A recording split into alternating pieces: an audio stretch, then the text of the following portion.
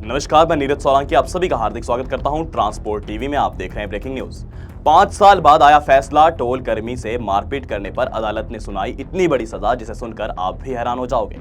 एक घटना ने उत्तर प्रदेश के कोर्ट को ऐतिहासिक फैसला सुनाने पर मजबूर कर दिया है। क्या होगा जब एक टोल प्लाजा पर हुई मारपीट का मामला अदालत में पहुंचेगा और दोषियों को उम्र कैद की सजा सुनाई जाए?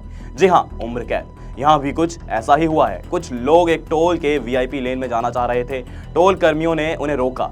विवाद इतना बढ़ गया कि आज वो आरोपी उम्र कैद की सजा भोगने वाले हैं। यानी टोल पर मारपीट करना उन्हें इतना भारी पड़ गया कि अब वो आजीवन कारावास में ही रहेंगे। क्या यह सजा टोल कर्मियों को हुई, किन किन को यह सजा हुई, यह पूरी जानकारी आप सभी को देंगे। पर आगे बढ़ने से पहले आप सभी के लिए जरूरी सूचना, पॉलिसी करवा ली है पर क्लेम के वक्त आ रही है दिक्कतें, कोई बात नहीं। अब ट्रांसपोर्ट मॉल लेकर आया है आपके लिए जेन्युइन पॉलिसी। तो अब क्लेम की चिंता छोड़े, बीमा करवाएं सिर्फ और सिर्फ ट्रांसपोर्ट मॉल से। अभी व्हाट्सएप करें 90 831 पर। अब बढ़ते हैं खबर की तरफ। दोस्तों, 2019 की घटना है जिसका एक ऐतिहासिक फैसला अब आया है। भोजपुरा उत्तर प्रदेश की घटना है, जहां भोजपुरा टोल प्लाजा पर भिहेड़ी उत्तर प्रदेश की तरफ से आ रहे 5 युवकों ने टोल कर्मी के साथ मारपीट की। इनमें सनी कुमार, भाजपा नेता अंकित भारती, सुमित कुमार, विनोद मौर्य और रजत शामिल था। अब इन सभी को उम्र कैद की सजा हो चुकी है, जैसा हमने आपको पहले भी बताया था। टोल प्लाजा के लेन नंबर 9 पर ये वीआईपी एंट्री करना चाह रहे थे। तब टोल कर्मी सोमपाल ने इन्हें रोकने की कोशिश की तो सोमपाल को वह मारने पीटने लगे। टोल कर्मी सोमपाल को बचाने के लिए कई टोल कर्मी आए, जिसमें टोल कर्मी नारायण, टोल कर्मी सुरेश और टोल कर्मी राहुल और विष्णु भी शामिल थे और इन सभी को भी गंभीर रूप से घायल कर दिया। अब इस मामले में भोजपुरा पुलिस ने चार्जशीट फाइल की थी 1 मार्च 2020 को और उनके ऊपर आईपीसी की धारा 147, 148, 149, 307 और 323 के तहत मुकदमा भी चल रहा था। दोस्तों, आप सभी को बता दें, 147 दंगा करने पर, 148 घातक हथियार से लैस होने पर, 149 युद्ध या लड़ाई करने की तैयारी को, 307 हत्या का प्रयास करने पर, 323 जानबूझकर चोट पहुंचाने के अपराध के लिए लगाया जाता है। जी हाँ, अब अदालत में काफी लंबे समय से ये केस चल रहा था, जिसका निष्कर्ष अब आ चुका है। दोस्तों, उत्तर प्रदेश अपर स्तर न्यायाधीश फास्ट ट्रैक रवि कुमार दिवाकर की डेस्क से इनका फैसला आया है। इन्होंने इन सभी को उम्र कैद की सजा सुना दी है और 50-50 हजार रुपए का जुर्माना भी इनके सर डाला है। यानी एक तरफ उम्र कैद और दूसरी तरफ कहीं ना कहीं जुर्माना भी इन्हें भरना पड़ेगा।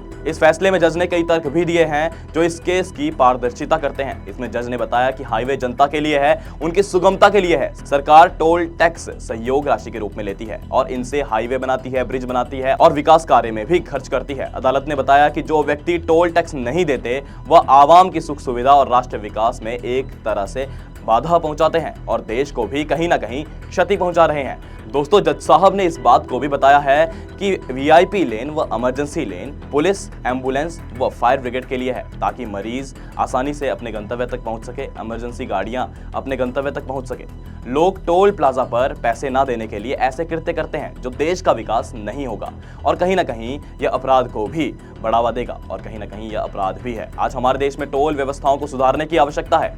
आए दिन ट्रक ड्राइवरों से टोल कर्मी झगड़ते नजर आते हैं। ऐसे कई वारदात सामने आए हैं जहां टोल प्लाजाओं में ड्राइवरों को गाली देते हैं। ऐसे में टोल व्यवस्था को सुधारने की आवश्यकता है ताकि देश का विकास हो सके।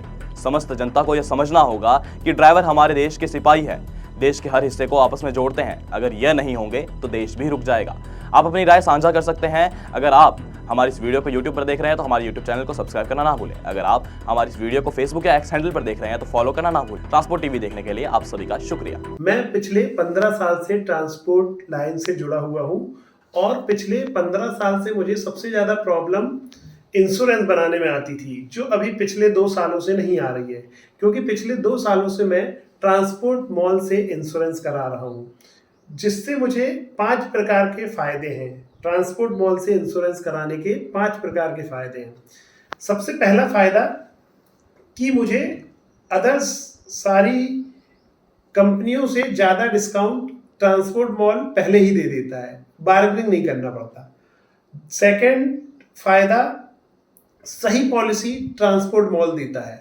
थर्ड, IMT 23 जैसे अन्य फीचर्स वो हमको अच्छे से समझा के बताता है कि सर आपको क्या लेना है, क्या नहीं लेना है।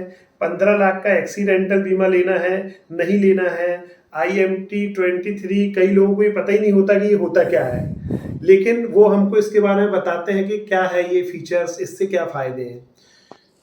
चौथा, पांचवा और सबसे महत्वपूर्ण फीचर्स कि हमको इंश्योरेंस पॉलिसी तो कोई भी एजेंट बना के दे देता है, बट क्लेम के समय कोई भी एजेंट हमारी मदद करे या ना करे, या उसके हाथ में कुछ रहता नहीं है, क्योंकि एजेंट जो है वो उसको सैलरी और कमीशन मिलता है पॉलिसी बनाने पे, ना कि क्लेम दिलाने में। तो उसका कोई भी रोल नहीं रहता है क्लेम दिलाने में। तो सबसे महत्वपूर्ण ये है कि क्लेम आने के बाद ट्रांसपोर्ट मॉल हमारे को क्लेम दिलाने में मदद करता है, हर टाइप का सपोर्ट करता है कि हमारा क्लेम सेटल हो। अगर कोई प्रॉब्लम भी आती है तो ट्रांसपोर्ट मॉल हमारे साथ मिलके उस पर वर्क करता है। इन सभी चीज़ों से मुझे ट्रांसपोर्ट मॉल की पॉलिसी सबसे अच्छी लगती है, और मैं मेरी सारी गाड़ियों का बीमा ट्रांसपोर्ट मॉल से कराता हूँ।